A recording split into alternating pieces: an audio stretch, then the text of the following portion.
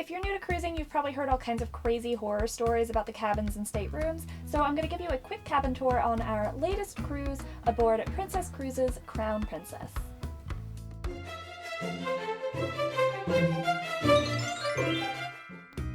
Before we get started, I have a whole bunch of really helpful videos from this cruise that I will link in the description box down below, and be sure to subscribe and ring the bell for notifications because I have a whole bunch of really helpful cruise videos still to come. If you go by a lot of what you read online, our stateroom on this cruise was by no means an ideal cabin. For one thing, we were all the way up on deck 15, and that was the Lido deck on our ship, and we were way forward on the ship. For experienced cruisers, they will often say that these were all big no-nos. Being so far forward and high in the ship means you do feel a lot more movement than if your cabin was, say, midship and lower down. But from our previous cruise, we were pretty confident that we weren't going to have issues with motion sickness, so we were really willing to take the risk. Everything else about the room seemed pretty good to us. For one thing, we were right below the spa, which sounded like we weren't going to have to worry about really noisy upstairs neighbors, which can be an issue on some ships. Second of all, we were on the Lido deck, which I know some people think, oh, that's a bad thing because it's going to be really busy, but we took it as a plus because it meant we were really conveniently located to things like pools, lounge chairs, and the buffet. We definitely felt more movement than we had on our previous cruise, but we actually just kind of thought it was fun.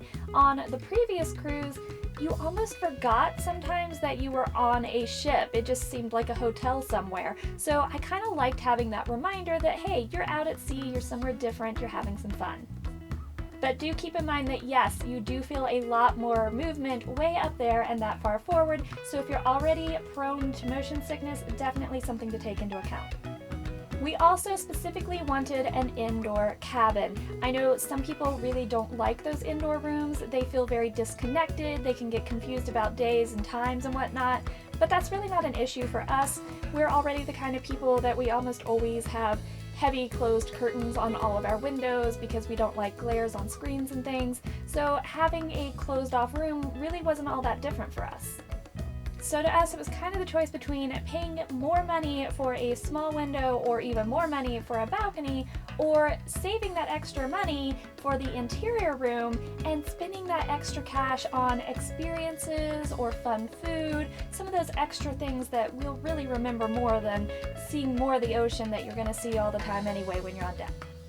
So we chose the room Lido 220, which is listed on the website as 162 square feet. When you first entered the room, immediately to your right was sort of a little nook. The left side of that nook was a pretty reasonably sized closet.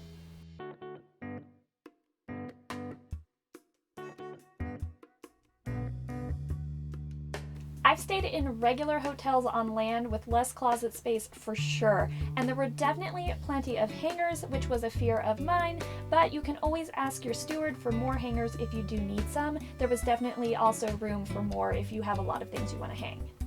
We divided the closet, and in my half I had shoes and bags in the floor, then all of my hanging clothes, and then on the shelf above the hangers, all the various bags of swimsuits, excursion things, snorkel items, all those sort of accoutrements that were sort of situational.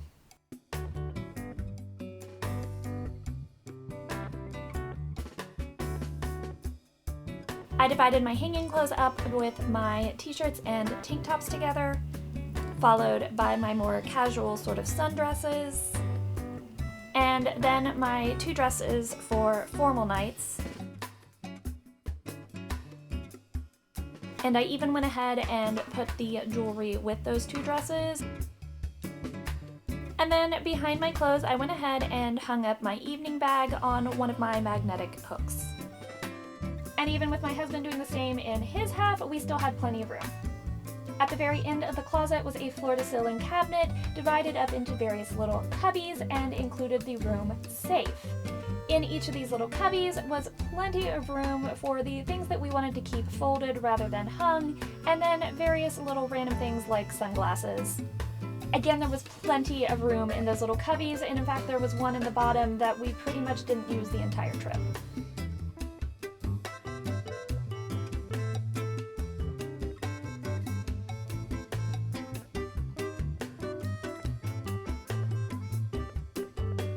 To the right side of the nook was the door into the bathroom, which I'll admit was pretty small. It very much reminded me of my dorm room bathroom in college.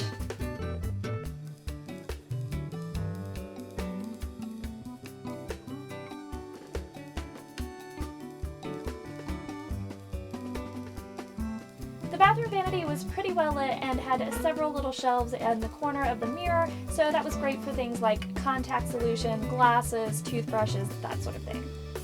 I'm not crazy tall or big, but the shower did seem fairly cramped. But it did have a shower line built in for drying of laundry and swimsuits, which is always a big plus, and it included a bottle of body wash and a bottle of a shampoo and conditioner in one.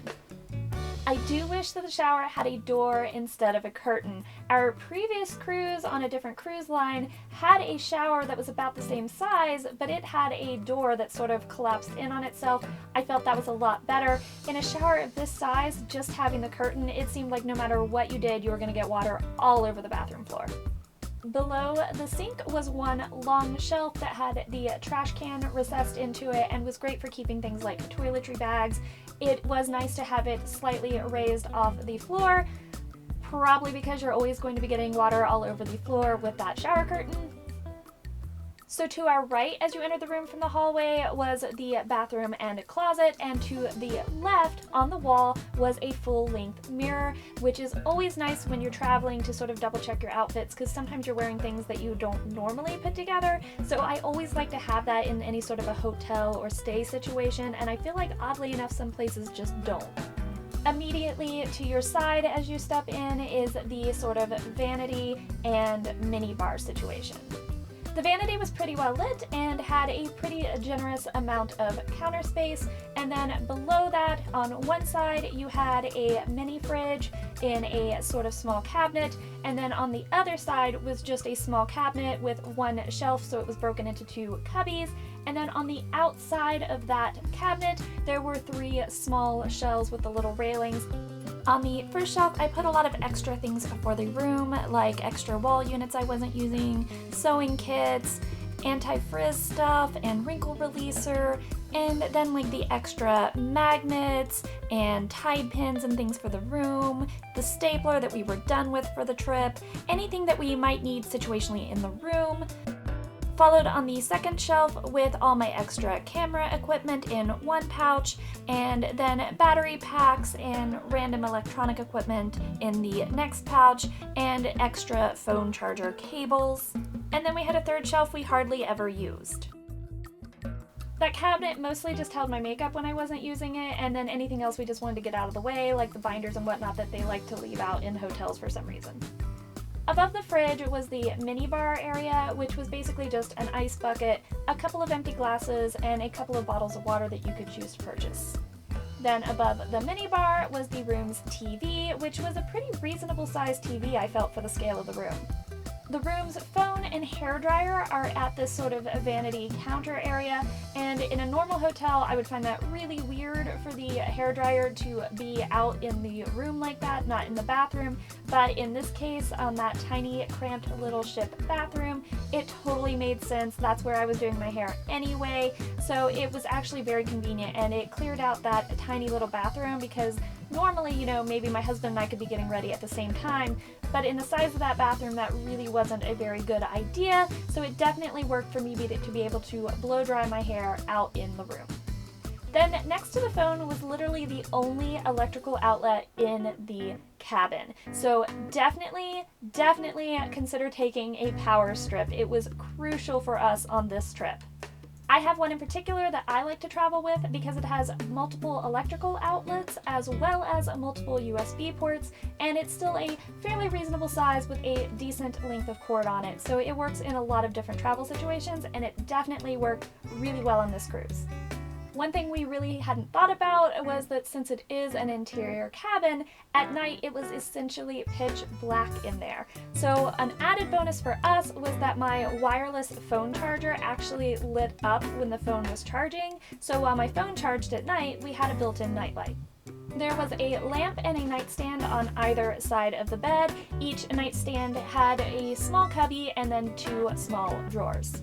Obviously, it was just the two of us. We weren't trying to squeeze an entire family into a cabin, but we had plenty of room. The suitcases slid right under the bed, so they were out of the way, weren't taking up space.